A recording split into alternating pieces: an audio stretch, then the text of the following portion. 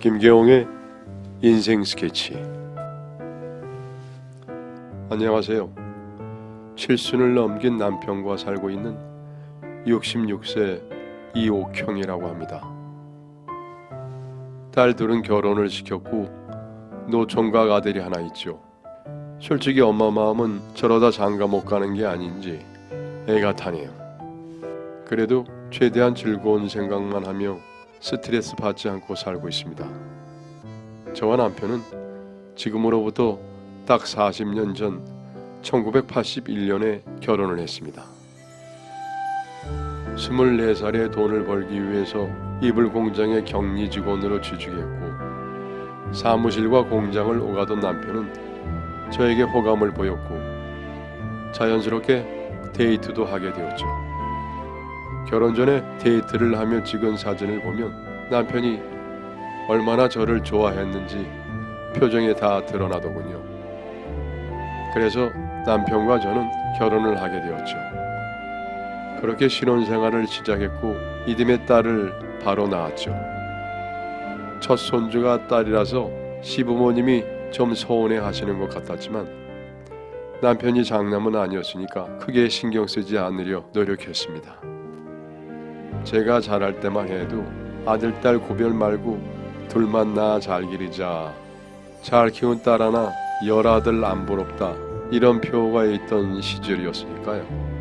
그렇게 3년 뒤 둘째가 태어났고 이번에는 아들이었습니다. 시부모님은 물론 기뻐하셨죠. 심지어 손자가 태어나자마자 시아버님께서 운영하시던 공장을 바로 남편에게 넘겨주기까지 하셨죠. 고등학교를 졸업하고 아버님 일을 도와온 건 삼남인 남편밖에 없었거든요. 그래서 남편은 별탈 없이 아버님의 공장을 물려받았고 이후 더욱 일에 매진을 했습니다. 그 덕분에 전보다 넉넉하게 살 수 있게 된 우리는 1987년에 막내딸을 낳았네요. 그렇게 우리는 5 식구가 되었고 남들같이 평범한 삶을 살게 되었죠. 물론 IMF 때 휘청휘청하기는 했지만 남편과 제가 힘을 모아 이를 악물고 버텨냈습니다. 그렇게 한 고비가 넘어가고 2001년 큰딸 미영이가 대학에 들어가면서 정말 기쁜 일이 생겼습니다. 바로 장학금을 받고 들어가게 된 것이죠. 바쁘다는 핑계로 잘 챙겨주지도 못했는데 바르게 자라주는 아이들이 정말 고마웠어요. 물론 남편과 시부모님께도 감사했고 주변 모든 사람에게 고마웠죠. 공장에서 만든 이불을 주변 보육원과 노인정에 기부를 했습니다. 그렇게 지역 인근 보육원과 인연을 맺게 되었습니다. 이불을 후원하고 난 뒤에 선생님으로부터 감사 전화가 왔는데 아이들에게 새 이불이 생기니 그렇게나 좋아하더라는 소리를 들으니 무척 뿌듯하더군요. 그래서 이불을 만들고 남은 짜투리천을 이용해서 아이들이 입을 수 있는 옷을 만들어 주기도 했습니다. 그런데 제 마음대로 사이즈를 만들어 가서 그런지 중고등학생 애들에게 돌아갈 옷이 없다더군요. 그래서 못 받은 아이들은 서운하지 않을까 하는 생각에 중학생인 딸과 고등학생인 아들을 모델 삼아서 셔츠 몇 벌을 더 만들어서 갖다 줬어요. 그리고 며칠 뒤 보육원 선생님으로부터 예상치 못한 선물을 받았습니다. 옷을 받은 아이 중 한 명이 정말 기뻐하면서 감사 편지를 썼다며 그 편지를 저에게 전달해 주시더라고요. 편지를 읽어보니 그 아이는 저희 막내딸과 동갑이었습니다. 그 뒤로 묘하게 그 아이에 대한 책임감이 들더라고요. 그래서 원장 선생님을 통해 몰래 그 아이에 대한 후원을 했습니다. 사실 대부분의 보육원에서 개인 후원을 받을 때 아이 지목을 받아주지 않는 곳이 대부분이에요. 성인이 되고 나서 어떠한 대가성이 있을 수도 있기 때문에 그렇다고 하더군요. 하지만 제가 진혁에게 후원을 해줄 수 있었던 건 진혁의 편지를 저에게 전해준 사람이 보육원 선생님이었고 진혁에게 제가 후원한다는 사실을 숨기기로 했기에 개인 후원을 할 수가 있었습니다. 어느 날 진혁에게 연락이 왔습니다. 막내딸은 수도권 대학을 갔는데 진혁이는 서울에 있는 대학에 들어갔습니다. 제 속으로 낳은 자식이 잘된 것처럼 기쁘더군요. 진혁이가 보육원을 나온 이후로도 계속 혼하기는 했지만 지목을 하고 후원을 하지는 않았습니다. 진혁이는 무척 똑똑한 사람이었어요. 자신의 처지를 원망하고 한탄하기보다는 주어진 상황을 좋게 만들 줄 아는 아이였습니다. 저는 그런 진혁이의 모습이 너무 보기 좋아서 대학을 다니던 아이에게 반찬을 만들어서 보내주기도 하고 가끔은 만나서 맛있는 걸 사주기도 했어요. 그렇게 몇 번을 했더니 어느 날 이 녀석이 저에게 연락해서 먼저 약속을 잡더라고요. 갈비집을 가자고 하길래 그러자 하고 가족들과 자주 가는 갈비집을 데려갔습니다. 항상 진혁이를 만나 고기를 먹을 때면 영양 보충을 해줄 겸해서 넉넉하게 시켜서 먹이는데 그날은 진혁이가 밥을 먹으면서 자꾸 눈치를 보더라고요. 평소와 다르게 어색한 행동에 전 눈치를 챘고 그걸 보니 웃음이 나왔습니다. 이러시면 제가 대접한 의미가 없잖아요. 결국 그날 진혁이와 고기 3인분을 먹고 난 후 진혁이가 계산하도록 두었죠. 보답하려는 그 마음이 너무 예쁘잖아요. 그리고 그 다음날 진혁이 통장으로 20만 원을 입금시켰죠.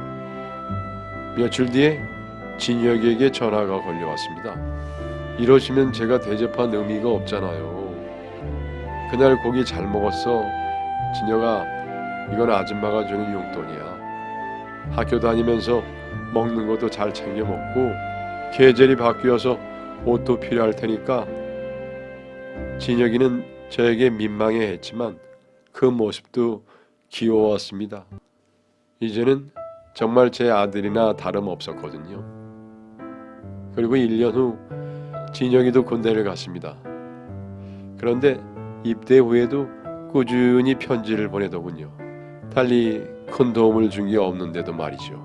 이 녀석도 나를 의지하는구나 싶기도 했고 저 역시 진혁이가 크는 걸 보는 게 무척 뿌듯했습니다. 그렇게 시간이 흘러 둘째 택철이도 제대를 하고 막내딸이 대학 졸업을 앞두고 있을 무렵 진혁이가 전역을 했습니다. 며칠 뒤 진혁이와 식사 약속을 잡았고 간단하게 근황 얘기를 나눴어요. 그러면서 몇 달 뒤에 큰딸이 결혼한다는 소식을 알렸습니다. 그냥 잠깐 스치듯이 얘기했는데 진혁이는 제 SNS 프로필 사진에 찍힌 청첩장을 보고 예식장까지 찾아왔더군요.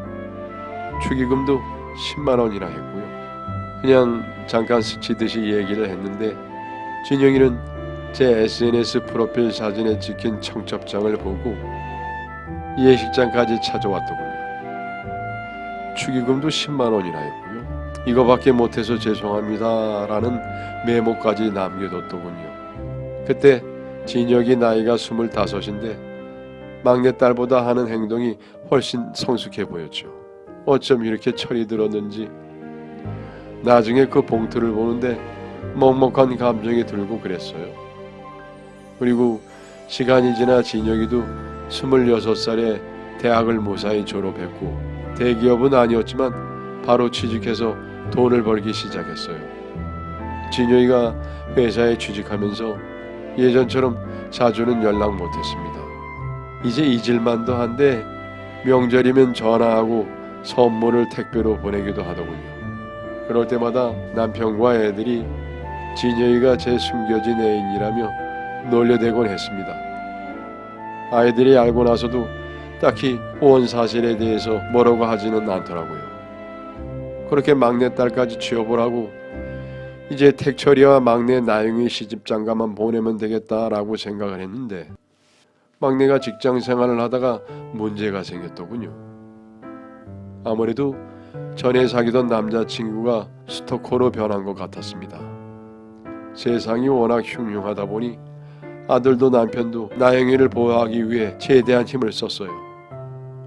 막내가 퇴근을 할 때 남편과 둘째가 번갈아가며 지하철역으로 마중을 나갔죠. 온 가족이 막내를 보호하기 위해 최대한 노력을 했습니다. 그러던 어느 날 진혁이에게 안부 전화가 걸려왔고 전 나영이 이야기를 하며 혹시 좋은 방법이 없을지 물어보았죠. 그랬더니 진영이가 전 남친이요? 나영 씨한테 그런 일이 생겼군요. 제가 해결해 볼게요. 순간 불안한 마음이 들은 저는 진혁이를 말렸습니다. 아니, 진혁아, 그러지 마. 그러다가 너도 다쳐. 그놈 위험해. 혹시 좋은 방법 있을까 물어본 거야. 잘 말씀하셨어요. 제가 그 좋은 방법이에요. 처음엔 무슨 소리인지 몰랐는데 그 다음날부터 진혁이가 나영이의 회사 앞에서 나영이를 기다렸다고 하더군요. 그리고 직접 집 앞까지 데려다 줬다고 합니다. 그렇게 일주일 뒤 저는 진혁이가 나영이를 매일같이 집에 데려다 줬다는 것을 그제서야 알게 되었죠. 위험한 상황인데도 불구하고 망설임 없이 막내의 보디가드를 자처한 진혁이를 불러내서 저녁을 먹였어요. 진혁아, 고마워. 어차피 형님은 얼굴이 노출되어 있어서 남자친구라고 해도 잘 안 믿을 거예요. 정상적인 사람이라면 남자친구 있다고 하면 대부분 떨어져 나가요. 걱정 마세요. 별거 아니라는 듯 웃으면서 말해주는 게 정말 예뻤습니다. 그렇게 무려 한 달 동안이나 진혁이와 제 딸아이는 출퇴근을 같이 했어요. 그걸 인연으로 정이 들었는지 한 달이 지난 어느 날 결국 둘이 사귄다고 하더군요. 저는 진혁이만한 사람이 없다고 생각해 너무 기뻤지만 남편은 진혁이와 막내의 연애를 탐탁치 않아 했죠. 평소 금슬 좋은 부부였지만 자식 문제 앞에서는 장사 없다더니 맞싸움까지 오갔죠. 결국 남편과의 의견 대립에서 오는 스트레스 때문인지 급격히 몸이 안 좋아진 저는 병원에 가봤고 59세의 나이에 간경화 진단을 받게 되었죠. 그때 나영이와 진혁이의 나이는 28살이었고 그 나이면 결혼하기 딱 좋은 때라고 생각했어요. 나 죽기 전에 나영이랑 진혁이랑 결혼하는 거 보고 싶어. 당신이 죽기는 왜 죽어? 좋은 것만 생각하자고. 결국 남편은 몸이 아픈 저의 간곡한 부탁에 두 사람의 관계를 인정해 주었고 진혁이와 나영이는 29살의 결혼식을 올리게 되었습니다. 누가 봐도 너무 잘 어울리는 아름다운 커플이었죠. 하지만 결혼식 전 마음에 걸리는 것이 하나 있더군요. 그건 바로 진혁이의 부모님 자리가 비어있다는 사실이었어요.